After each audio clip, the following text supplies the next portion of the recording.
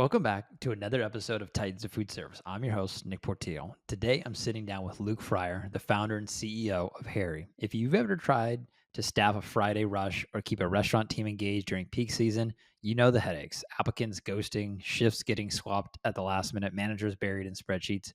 Luke built Harri to solve those exact problems. What I love about his story is that it's not just another tech platform thrown at food service. Luke came from hospitality. He literally opened the very first Burger King in Australia. He knows the industry and he designed Harri to be built for operators, helping them hire faster, schedule smarter, and actually keep the great people they bring in. In the episode, we're going to dive into what he's really doing on the front line, how he's helping make change. So we talk about why talent is now the number one competitive advantage, how technology can take the friction out of scheduling and compliance, and why empowering managers with the right tools is the unlock for culture and profitability. He also shares some practical moves that operators of any size can run with, like cutting down no-shows, creating bench strength, and even using scheduling as a retention tool instead of a pain point. This conversation is packed with insights for anyone leading teams in restaurants, hospitality, or food service. And without further ado, let's go ahead and welcome Luke. All right, Luke, welcome to the Titans of Food Service podcast. I appreciate you taking time to come on and meet with me. Yeah, thanks for having us. Of Wonderful to be. course. Yeah, of course. So tell me, I hear an accent. Where are you from? A couple of old pictures here behind me, but originally from Sydney, Australia. All right, nice. And how'd you get into the food business?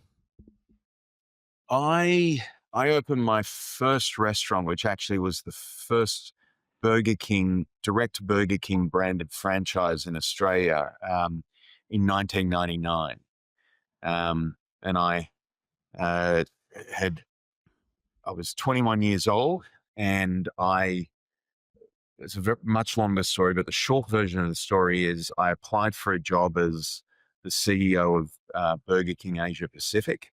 Um, they thought that was quite funny, offered me a job in real estate. I said, um, I think I can land the ultimate site, which was an exclusive 15-year concession at Sydney Airport for a QSR operation.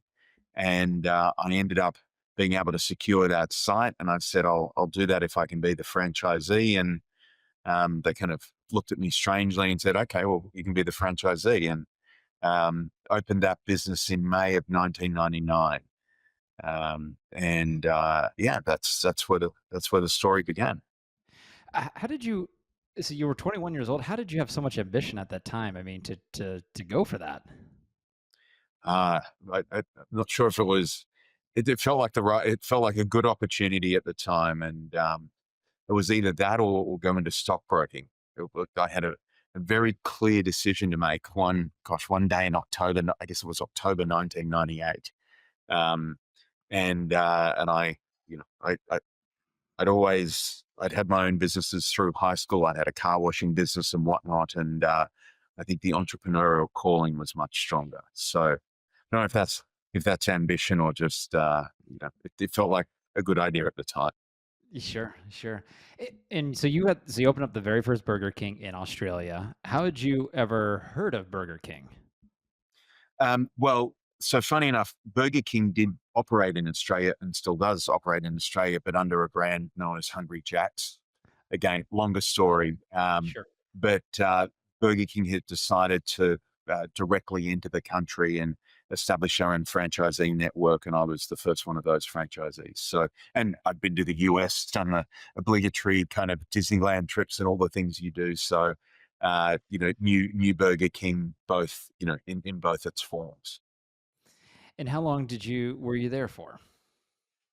So I had that business at Sydney Airport until 2007. I opened another restaurant at Bondi Beach in Sydney, so two really good locations. And then in 2002, I brought a franchise of a business out of the UK called Wagamama to Australia, and sort of expanded the horizons from a QSR operation into a fast paced, so not fast casual, but fast paced casual dining. So working in restaurants, I would imagine has led you to where you are now today with your current company. Yeah, absolutely. It was especially my move to New York. I moved to New York in give or take 2007. Established a small restaurant group, and running restaurants in Australia is a um, was then, and I believe continues to be. It's a challenging business, predominantly because of the kind of complexities of the labor market there. Um, very big country, relatively small population. Australia's, I think, fun fact, 3% bigger than the landmass of the US, but you've Wow, got 27 million people instead of 327 million people. big difference. Big difference. So, and very spread out population. So you have a small population, which means you invariably have a fairly constricted talent pool. So it's hard to hire people. It's a very wealthy country. I think it's the world's wealthiest country, per person on a per Per per capita? per private wealth or whatever. There's a Yes. metric that Australia's a very wealthy country, meaning that that you don't have to be careful how I say this. People live very, very well, and so you don't have to work too hard to live well in Australia. Um, but the upshot of that is the wage rates are very high, and in addition to that, there are very complex rules around workforce management. Things like overtime rules and hours of work, and a lot of penalty rate payments. And I often say that the working regulations in Australia make California look like Texas on a bad day. And so when you put small population, high wage rates together, and very arduous workforce regulations, for a labor intensive business like restaurants, it's a tough trot. And certainly when I moved to, everything looked easier from, when you're in Australia looking at all these complexities, looking at the US, it looked like a much easier place to conduct business, as well as obviously being a much larger market. And I guess came here in 2007, opened a small restaurant business, and it started to look you started to see things emerge that started to look very similar to Australia. If you, 2007 finance a recession, there's lots of people looking for jobs. But as we started to come out of a recession, call it 2009, 2010, you started to see the labor market contract. And by 2011, it was actually really hard to you know, get candidates, and the tools available, the cutting edge technology at that point in time was Craigslist, which was a really inefficient way to try and hire people. And so I saw themes like actually it's starting to get hard to hire people. If we think back to 2011, that's when they started to talk about the $15 minimum wage in New York. Right. So, and we were paying 50% of that at the time in terms of minimum wage.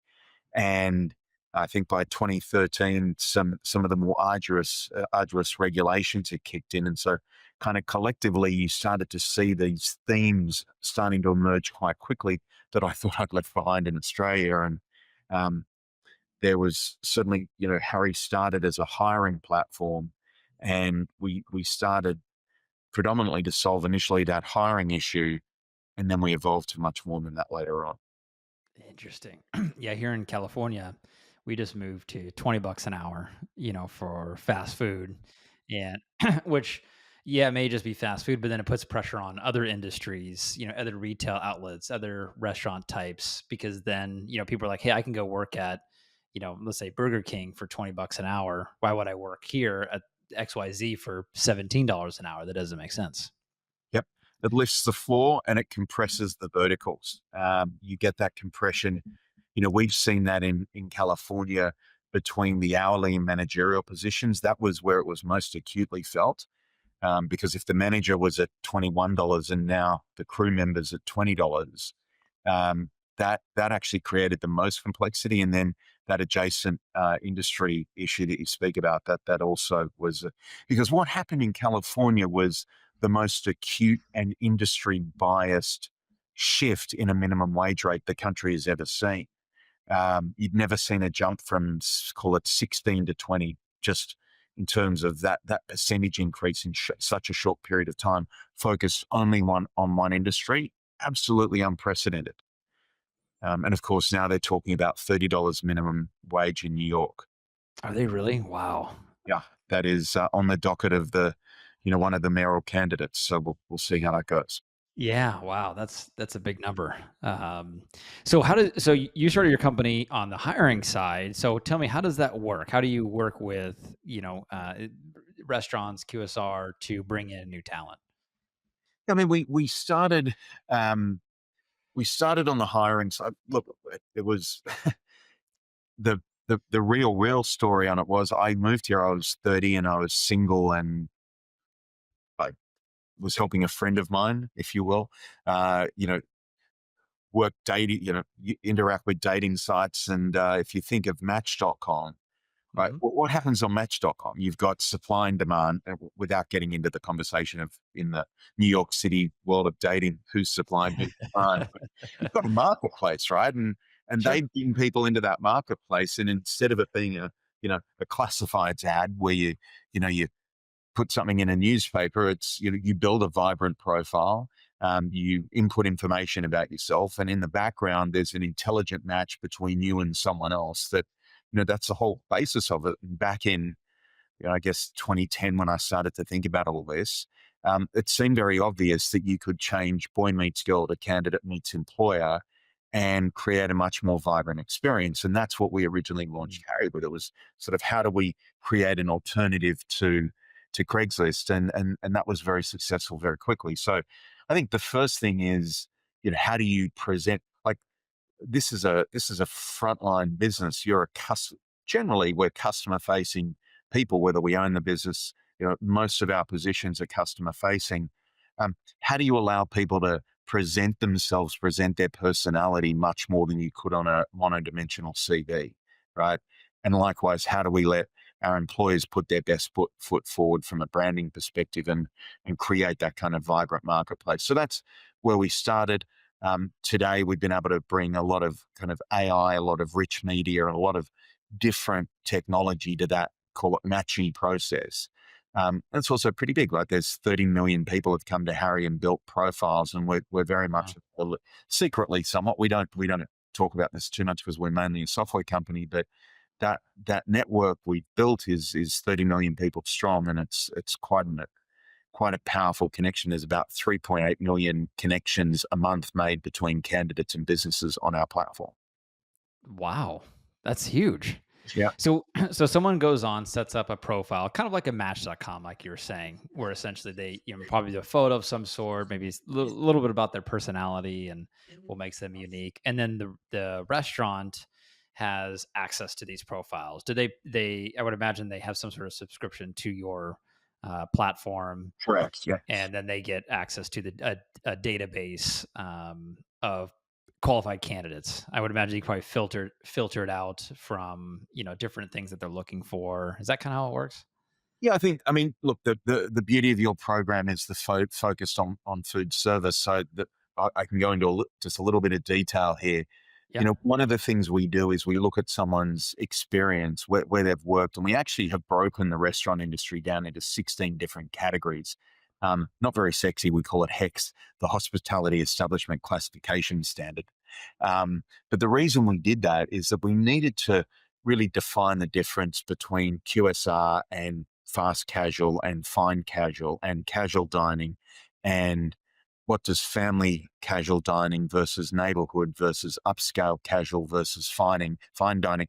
And there's a difference between a dive bar and table service cocktail lounge, and they Mhm. actually attract different people. And based on someone's experience, we needed to be able to properly catalog someone's experience based on where they work, so that we're recommending the right kind of both positions and restaurant types for them to work at. And that kind of underlying data backbone actually makes the whole matching game far more effective. And so our customers use this today as a software platform. They use this as an applicant tracking, an onboarding tool. But interestingly, what feeds that is they go and post a job, and one of the places that job goes to is our marketplace, and there's a lot of people there, and there's some really smart matching technology. So that's sort of one part of what we do. Um, the you know the industry actually we saw it we started Harry to solve a hiring problem. The industry actually doesn't have a hiring problem, even in the bleakest of times when the hardest times to hire. There's always enough jobs and there's always enough candidates. Matching people is getting smarter and more efficient. The biggest problem we have is a retention problem, right? So, if we think in limited service where we're running probably 105% average turnover, then through into full service dining where we're probably running 60 to 70%. And this is, an average, obviously managerial positions are lower, hourly positions are higher. If you think of that turnover rate, that's where our real problem as an industry lies and why we have to work so hard on hiring. I mean, everybody knows this, but the sheer physics of that kind of replacement rate um, really evolved our thinking. And as we started to work with clients as their hiring platform, we began to see. I knew this intuitively as an operator, but when you start to work with customers who have 1,000 locations and running 110% employee turnover, and you see how much infrastructure and effort needs to go into bringing that many humans into your organization every year, you start to think, well, how do we actually solve that problem? Because the hiring problem at its root is a retention problem. And so we just started to do thousands of exit interviews. And I picked up the phone personally to hundreds of people we really focused on people who had kind of left in the first 90 days of their job. Hmm. And when you pick up the phone and say, look, you joined XYZ company, and why would you have left in 3 weeks? And just you got such a compelling story back around something to do with the schedule. I didn't have enough hours. I didn't have predictability. Like I wasn't getting the same schedule. It didn't meet the time that I was available to work because so many people are obviously, working in a restaurant around something else in their lives, around another job, around school, around whatever commitment they may have. And so these themes, sort of 2/3 of people were leaving who left in sub 90 days. We call that short cycle turnover. Um, they were leaving because of something to do with their schedule.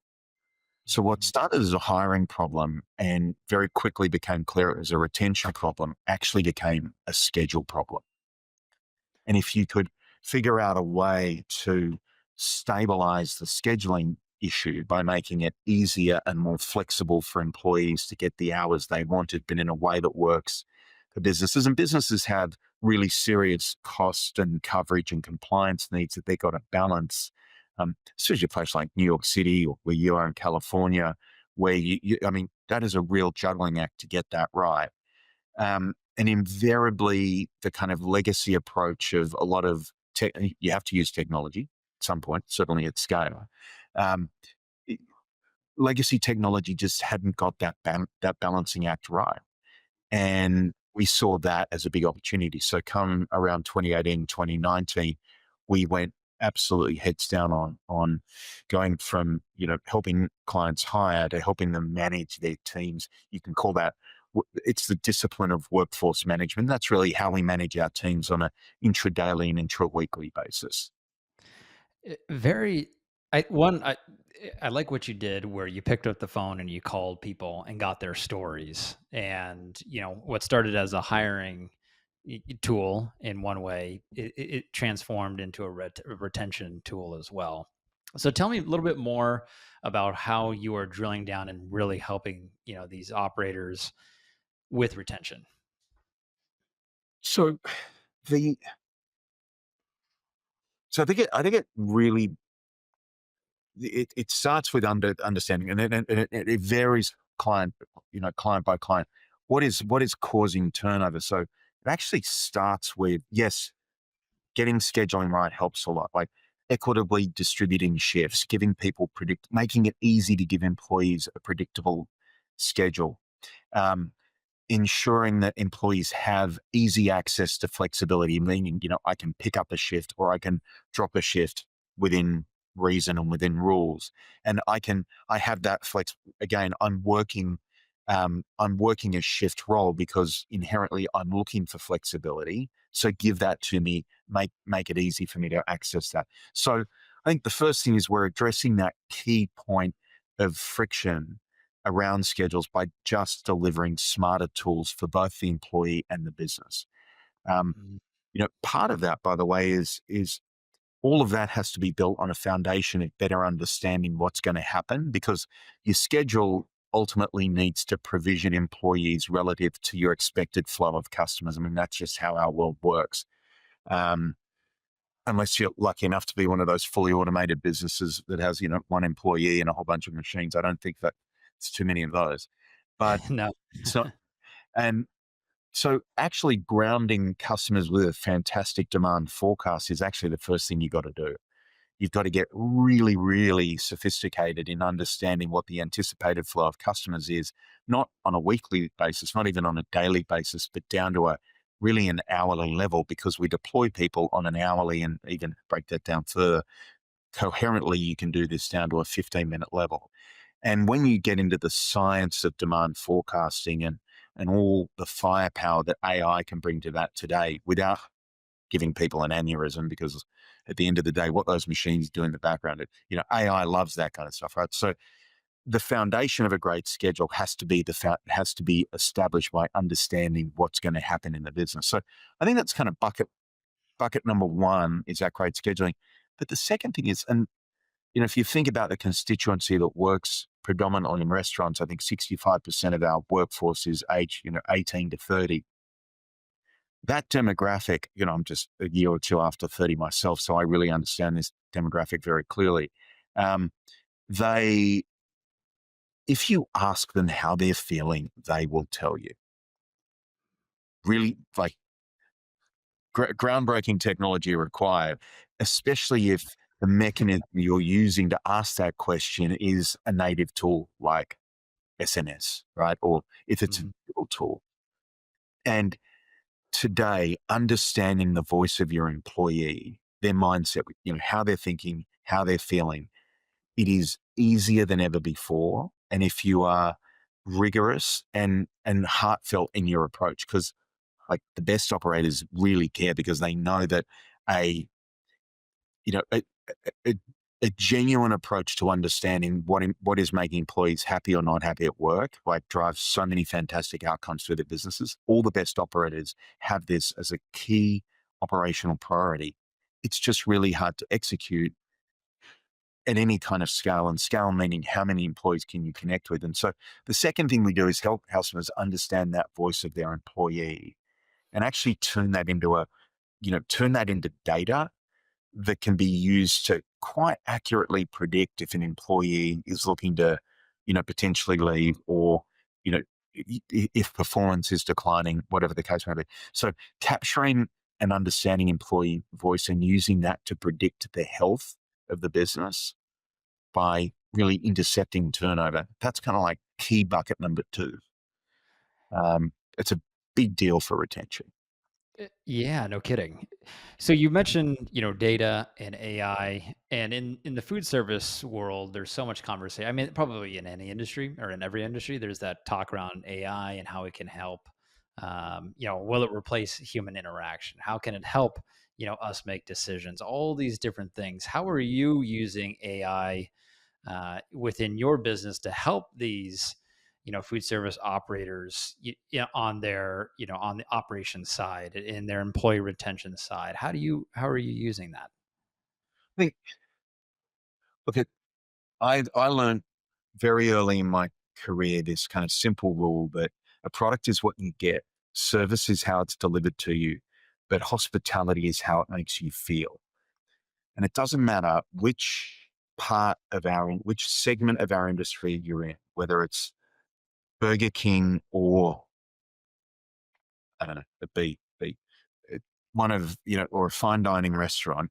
Yeah. That hospitality layer is absolutely essential. So everything we're focused on doing from an AI perspective predominantly is about giving operators back the time that they need to deliver that hospitality layer.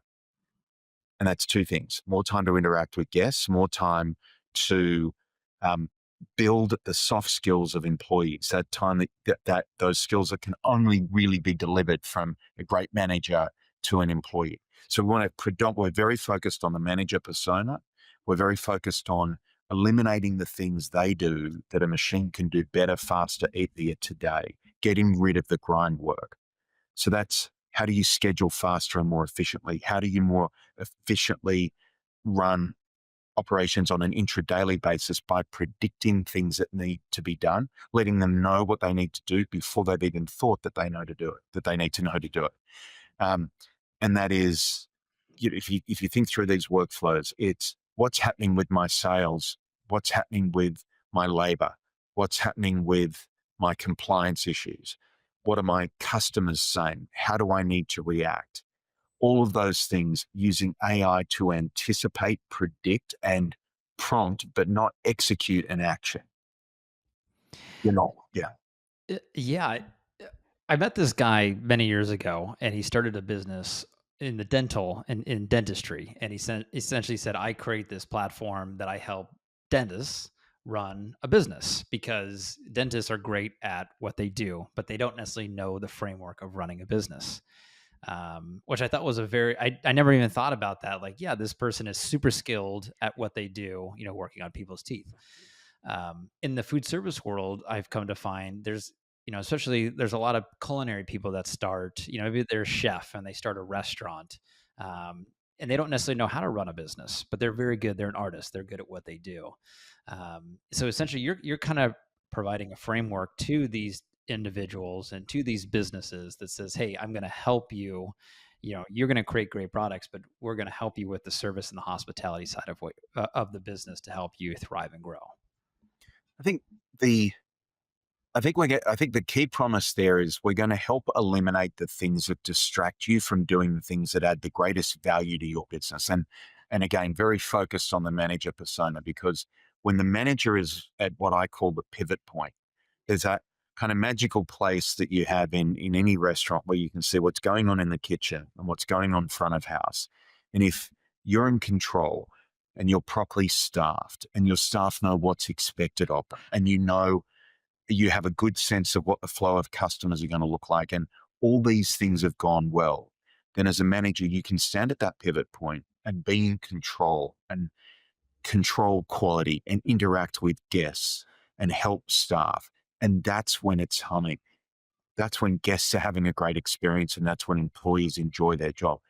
What can we be doing to deliver the kind of stability and preparation needed to keep managers in that position of calm and control? What do you think the future of frontline managers is?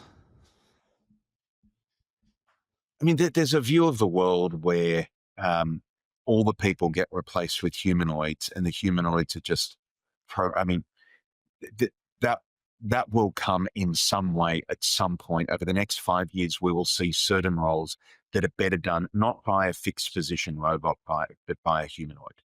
Um, Personal view. I think that is, pick a number somewhere between 5 and 15% of the distributable hours that you have, right? That still leaves a lot of people to be managed by managers. And it also leaves a lot of people in the more high value positions in our businesses, the ones that are doing the tasks that may be too hard not practical for a humanoid. I don't see customers lining up to interact with humanoids at any particular point in time in the near future. Again, all of this can be subject to change, but um, you I would say if I take a 5-year view at this, I think everything has to be subject to review, right? Given the pace of innovation. But if you take a 5-year view on this, you see a really interesting place where managers start to become so much more optimized at adding value into their operating environment. Right? Because so much time is spent on unnecessary administrative tasks that are better off being done in a very autonomous way. Right? So I think we have a couple of exciting years ahead where we can really start to change the employee experience of those managers, improve the value of their position, improve the value of our businesses before we look at a kind of wholesale reconfiguration of the workforce. Of those 5 to 15% of hours that can be taken on by a humanoid, what would those tasks be? So I think there are certain roles that are you know unnecessarily dangerous for a human, right? So if that's changing fry oil, if it's certain kinds of lifting, if it's walking around sweeping up the driveway, sweeping up the dining room, I think there are.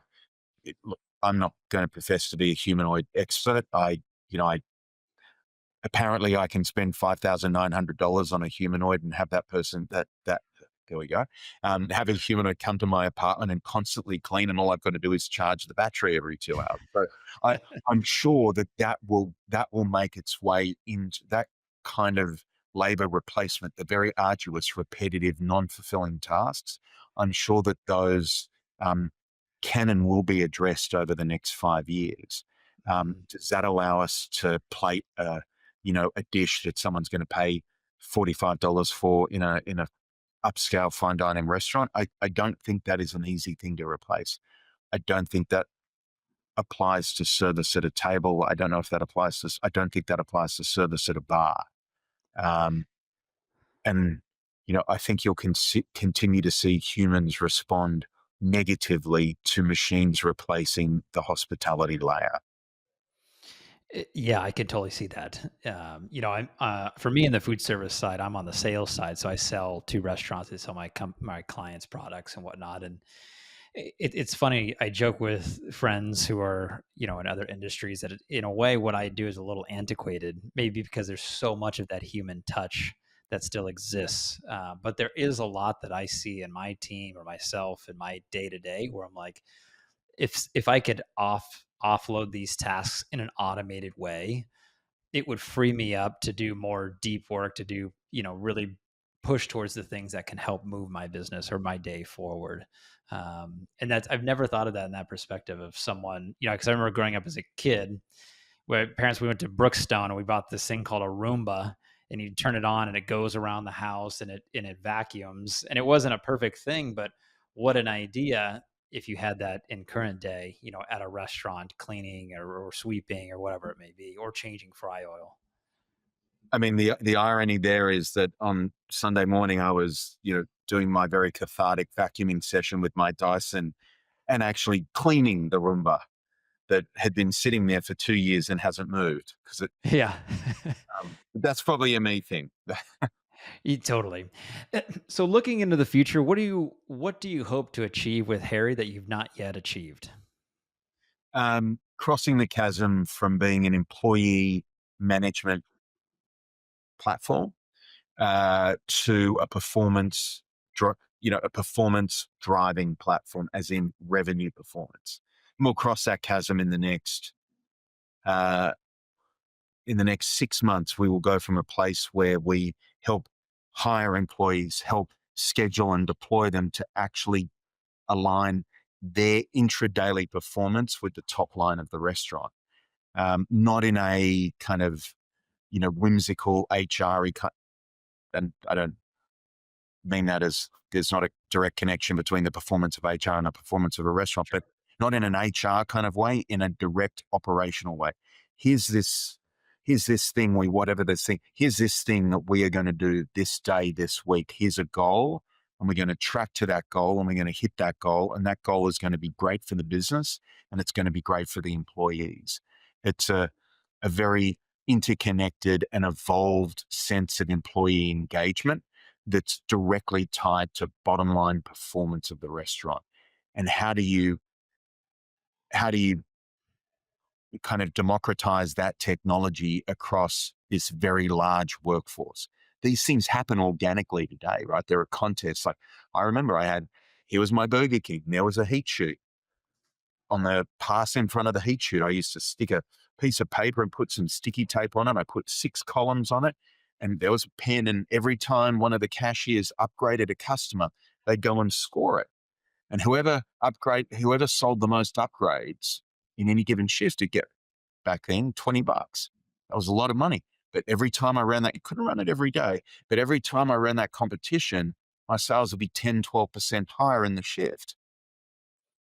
Isn't Now, that interesting? that same, I mean, that if you think about that kind of opportunity to drive intra-daily performance, whether it's competition between employees, competition between locations in an area, or even on a regional basis, that is when you can kind of be the people system, but you can bring yourself much closer to the performance curve of the business. Sure. Luke, for those listening along, what's the best way to connect with you, connect with Harry, and learn more? We have a website, which I will say after 3 years is about to get a major facelift, which is harry.com. But for my sins, I'm very easy to reach on luke@harry.com. And, I love hearing from potential existing customers, of course, and potential customers. So you could reach out that way. Fantastic. Luke, thank you so much. I appreciate you coming on and sharing more about you and Harry, Nick, thanks so much for having us. of course. See